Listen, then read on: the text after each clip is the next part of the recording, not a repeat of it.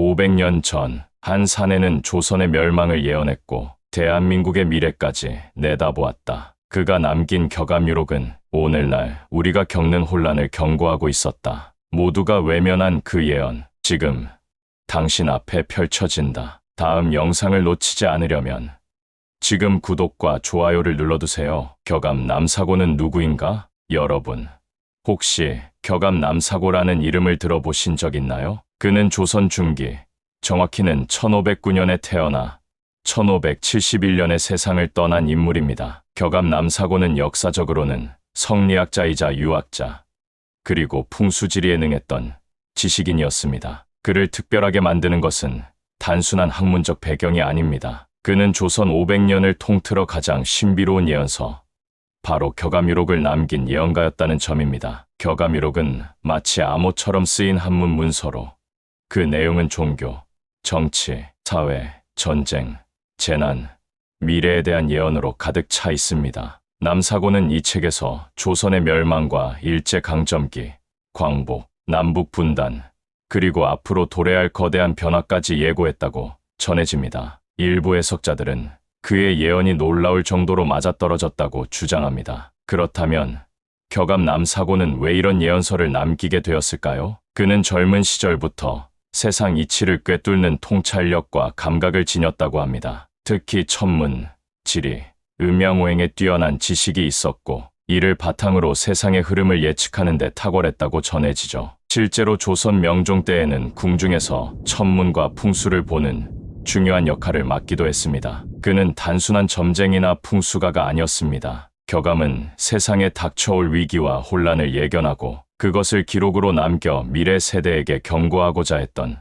선각자였습니다. 그는 격암유록을 통해 다가올 혼돈과 시련, 그리고 그 속에서 피어날 희망과 구원의 메시지를 담았습니다. 흥미로운 점은 격암은 자신이 쓴 예언서가 정확한 때가 되기 전까지는 결코 해석되지 않을 것이라고 예고했다는 것입니다. 그래서 이 책은 오랫동안 비밀문서처럼 취급되며 일부 종교나 민간 신앙 단체에서만 전해져 내려왔습니다. 그러나 최근 들어 전 세계적인 위기와 변화의 시대를 맞이하면서 다시금 격암유록이 조명받고 있습니다. 특히 2025년을 전후한 격변기 속에서 많은 이들이 격암의 예언이 현실화되고 있다고 느끼기 시작했습니다. 격암이 남긴 말 중 하나는 이렇습니다. 하늘이 동방에서 빛을 일으키고 백성은 칠흑 같은 고통을 건너 빛을 찾는다. 이 문장은 단순한 시가 아닙니다. 한반도에서 시작되는 영적 각성과 새로운 시대의 도래를 상징한다고 해석되곤 합니다. 오늘 우리가 살아가는 시대, 그 중심에서 과연 격암 남사고는 어떤 메시지를 전하고자 했던 걸까요? 격암유록 속 백성의 고난시대, 격암 남사고가 격암유록에서 반복적으로 강조한 표현이 있습니다. 바로 백성이 눈물 짓고 하늘 쫓아 외면하는 시절이 온다라는 문장입니다. 그가 말한 이 고난의 시대는 단순한 비유가 아닙니다. 실제로 민중의 삶을 뒤흔들 커다란 고통과 혼란을 예고하는 것이죠. 그렇다면 격암이 말한 고난의 시대는 어떤 모습일까요? 우선 격암은 이 시기를 어둠 속을 걷는 백성의 시절, 눈은 있으나 보지 못하고 귀는 있으나 듣지 못하는 시대라고 묘사합니다. 이는 진실이 가려지고 백성이 제대로 된 정보를 얻지 못하며 억압과 혼란 속에 살아가는 현실을 암시한다고 볼 수 있습니다. 그는 특히 위정자들에 대한 통렬한 비판을 남깁니다. 위로는 덕이 없고 아래로는 신음이 넘친다. 정치적 부패와 사회적 불의가 만연한 시대, 그리고 그로 인해 고통받는 백성의 삶이 바로 격암이 말한 고난의 본질입니다. 또한 그는 이 시기를 사람이 사람답게 살지 못하는 때라고 표현합니다. 물질은 풍요롭지만 정신은 병들고 겉으로는 번영처럼 보여도 내면은 황폐한 사회, 그 속에서 사람들은 점점 서로를 믿지 못하게 되고 인간관계는 이기심과 탐욕으로 얼룩지게 됩니다. 이러한 묘사는 지금 우리가 살아가는 시대의 민낯과 묘하게 맞아떨어집니다. 특히 흥미로운 점은 격암은 백성의 고난을 단순한 결과로 보지 않았다는 겁니다. 그는 이 시련을 천직의 벽 전, 반드시 지나야 할 통과의 일에처럼 묘사합니다. 마치 씨앗이 땅속의 어둠을 견뎌야만 싹을 틔울 수 있듯 백성의 고통 역시 새로운 시대를 여는 전조라고 본 것이죠. 그는 말합니다. 천지는 뒤집히고 사람의 마음은 갈라진다. 그러나 그 끝에는 정심이 태어난다. 여기서 말하는 정심은 곧 진실한 마음과 깨어난 민중의 의식입니다. 이 혼란의 시대를 살아낸 사람들 속에서 마침내 진짜 인간이 다시 태어난다는 의미입니다. 격암유록 속 고난의 시대는 단지 예언이 아닙니다. 우리 사회의 깊은 상처와 문제를 직시하고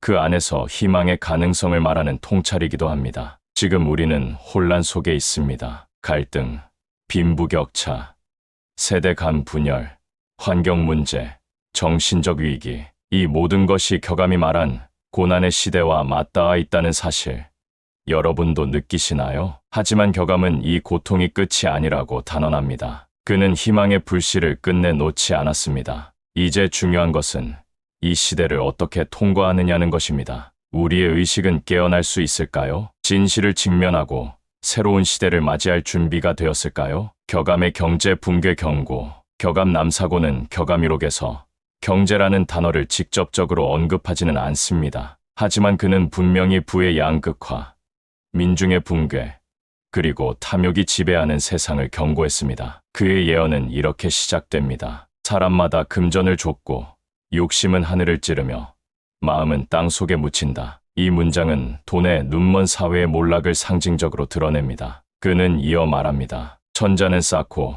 백성은 말라가며 부자는 하늘을 모독하고 가난한 이는 땅을 저주하리라. 부자와 권력자들은 더욱 부유해지고 백성은 점점 가난해진다는 뜻입니다. 이는 현대 사회의 경제적 양극화, 자산 불균형, 그리고 기회의 단절과 정확히 맞닿아 있습니다. 흥미롭게도 격암은 이런 상황을 단순한 사회 현상이 아닌 정신과 도덕의 붕괴로 봤습니다. 즉, 돈이 삶의 중심이 되고 인간의 가치가 숫자로 평가되며 욕망이 삶을 지배하는 시대가 오면 그 나라는 반드시 무너진다고 예언한 것입니다. 그는 말합니다. 백성은 일하고도 굶고 지도자는 앉아서 배부르다. 재물은 움직이나 민심은 멈추었도다. 이 구절은 현대 사회의 구조적 모순을 그대로 옮겨놓은 듯합니다. 노동의 가치가 사라지고 노력보다 자산의 힘이 지배하는 세상, 그리고 그로 인해 분노하고 지친 민중의 심리 상태, 이 모두가 격암의 경고 속에 이미 포함되어 있었던 것입니다. 또한 그는 거품에 대한 경고도 남깁니다. 실상이 없고 껍데기만 부풀고 결국은 무너져 내리는구나. 이는 마치 부동산 거품, 금융 자산의 거품, 가상 자산의 불균형 같은 현대적 현상을 예견한 듯한 표현입니다. 하지만 격암은 단순히 절망만을 말하지 않았습니다. 그는 위기 이후의 회복과 새로운 길을 제시합니다. 큰 부가 무너질 때 작고 진실한 것이 남는다. 여기서 작고 진실한 것은 인간 본연의 삶, 윤리, 상생의 가치, 그리고 진정한 공동체 정신을 의미합니다. 격암은 경제의 해답을 구조가 아닌 사람의 마음에서 찾았습니다. 지금의 우리는 매일같이 경제 뉴스 속에서 살아갑니다. 코스피 지수, 금리, 환율, 집값, 취업률. 그러나 진짜 중요한 것은 이 숫자들 넘어 우리가 어떤 사회를 만들고 있느냐는 질문일지도 모릅니다. 격암은 우리에게 이렇게 묻고 있는 것 같습니다. 당신은 무엇을 좇고 있는가? 그리고 그것은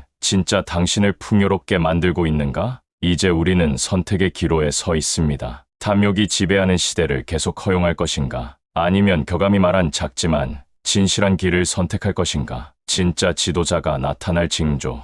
격암 남사고는 격암유록 속에서 수차례 위대한 인물의 등장을 암시합니다. 그는 그 인물을 단순히 정치적인 리더나 권력자가 아닌 백성을 살리는 자, 세상을 바르게 이끄는 자, 천명을 받은 자로 묘사합니다. 그는 말합니다. 참 지도자는 천하를 얻기 위해 싸우지 않고 백성을 위해 싸움을 멈추게 하느니라. 이 문장은 기존의 지도자들과는 다른 존재, 즉 권력욕이 아닌 사명감과 자비심으로 움직이는 지도자의 등장을 예고합니다. 격암은 이 지도자가 등장하는 시기에 대해 다음과 같이 표현합니다. 세상은 갈라지고 백성은 혼란하며 나라는 위태롭다. 그때 하늘이 동방을 비추고 큰 자 하나가 나타난다. 여기서 말하는 동방은 대부분 한반도 혹은 조선의 후예를 의미한다고 해석됩니다. 즉, 이 땅에서 새로운 시대의 열쇠를 쥔 인물이 등장한다는 의미로 풀이되곤 하죠. 그는 또한 이 인물을 빛의 사람,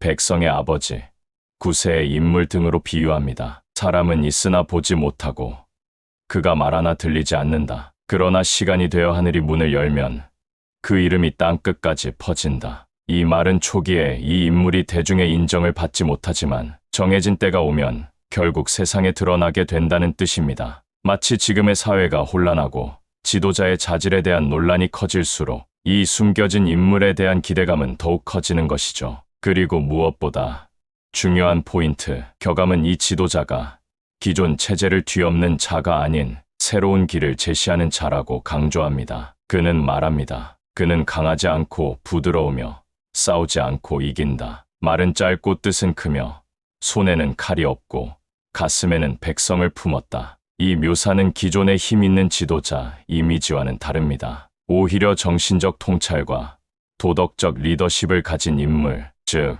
성인군자와 같은 존재가 등장함을 예고하는 것입니다. 이런 인물이 과연 존재할까요? 격암은 명확히 말합니다. 그 인물은 지금도 세상 어딘가에 존재하고 있으며 단지 우리가 아직 보지 못했을 뿐이라고. 오늘날 우리는 참된 지도자를 갈망하고 있습니다. 정쟁이 난무하고 거짓말과 이미지 마케팅이 넘쳐나는 시대. 그 속에서 우리는 어느새 말이 아니라 진심으로, 힘이 아니라 도덕으로 이끄는 지도자를 찾고 있는지도 모릅니다. 격암이 말한 진짜 지도자, 그는 누구이며 언제 등장할까요? 그리고 우리는 그를 알아볼 준비가 되어 있을까요? 대한민국의 천운 회복, 언제인가? 격암 남사고는 격암유록을 통해 한반도에 닥칠 혼란과 위기를 경고하면서도 그 끝자락에는 반드시 천운 회복이 있을 것이라고 예언했습니다. 즉, 모든 것이 무너지고 절망의 끝을 지나야 비로소 진정한 새 시대의 문이 열린다는 것입니다. 그는 이렇게 말합니다. 하늘이 운을 거두면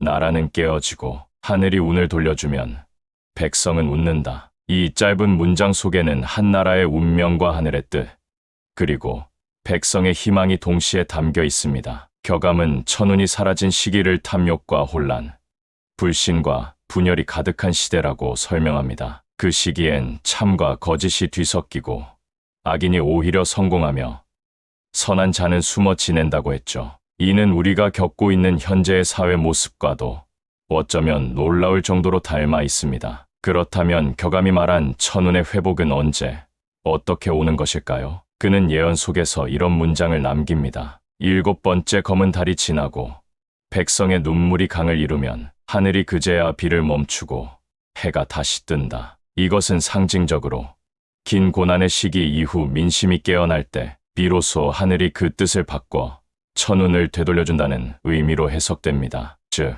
백성이 깨어나는 것, 올바름을 다시 세우는 것, 그리고 진실을 향한 갈망이 커질 때 그동안 가려졌던 하늘의 은총이 다시 이 땅 위에 내린다는 뜻입니다. 또한 격암은 천운이 돌아온 징조에 대해 다음과 같이 예언합니다. 용은 다시 물을 얻고 봉황은 동쪽 하늘을 난다. 백성은 노래 부르고 나라는 꽃 피나니.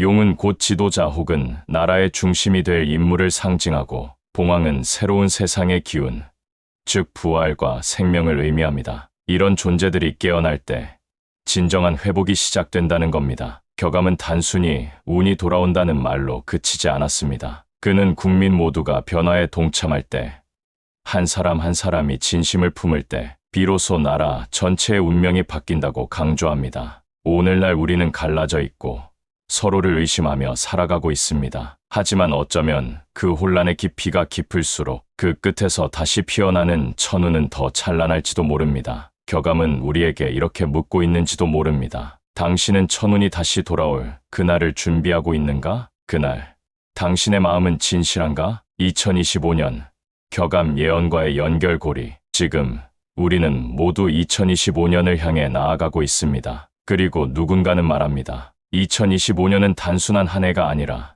시대의 전환점이다. 과연 격암 남사고는 이 시점과 어떤 연결고리를 남겼을까요? 격암유록 속에는 구체적인 연도는 거의 등장하지 않지만 하늘과 땅이 함께 요동치는 때, 백성의 눈물이 바다처럼 넘치는 시기, 숨겨졌던 자가 드러나는 때와 같은 상징적인 표현들이 반복해서 등장합니다. 많은 해석자들은 이 시기를 바로 2025년 전후로 보고 있습니다. 왜냐하면 격암이 묘사한 그 모든 징후들이 지금 우리가 살아가는 현실 속에서 하나씩 현실화되고 있기 때문입니다. 격암은 말합니다. 봄이 지나도 꽃이 피지 않고 여름이 와도 열매가 없으며 가을에 비가 내리고 겨울에 해가 뜨는 괴이한 시절이 오리라. 이 구절은 자연의 이치가 뒤바뀌고 사회의 질서가 흔들리며 인간의 삶이 불안정해지는 시대를 경고합니다. 기후 이상, 전염병, 경제 위기, 사회 갈등, 정치 불신, 이 모든 것이 지금 우리 눈앞에 벌어지고 있습니다. 그리고 격암은 이 시기 이후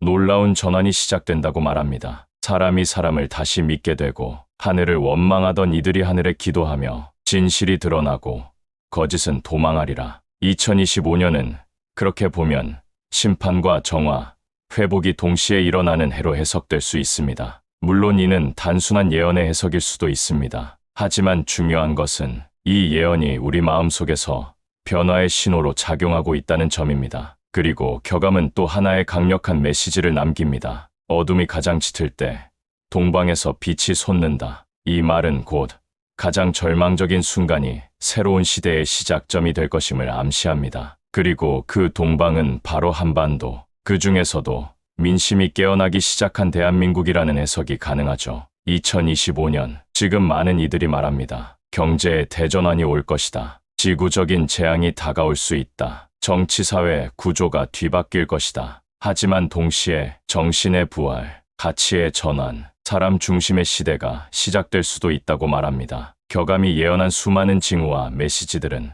이 2025년이라는 문을 통해 본격적으로 현실화될 수 있습니다. 그 문을 통과한 후 우리에게 주어질 새로운 시대는 어떤 모습일까요? 이제는 우리가 질문해야 할 때입니다. 나는 준비되어 있는가? 변화의 흐름 속에서 나는 어떤 선택을 할 것인가? 격암이 말한 그 시대의 사람으로 나는 살아갈 수 있을까? 격암의 예언은 단순한 과거의 문서가 아니라 지금 우리의 삶을 비추는 거울일지도 모릅니다. 그리고 그 거울 속에 비친 오늘의 우리는 어쩌면 이미 격암이 예견한 변화의 주인공이 아닐까요? 이제 격암의 예언은 더 이상 과거 속 낡은 문서가 아닙니다. 우리가 읽었고 생각했고 느꼈다면 그 순간부터 이 예언은 우리 삶 속에 들어와 있는 현재의 이야기입니다. 이제 선택은 우리에게 달려 있습니다. 변화를 두려워할 것인가? 아니면 그 변화의 중심에서 새로운 길을 만들어 갈 것인가? 예언은 믿는 것이 아니라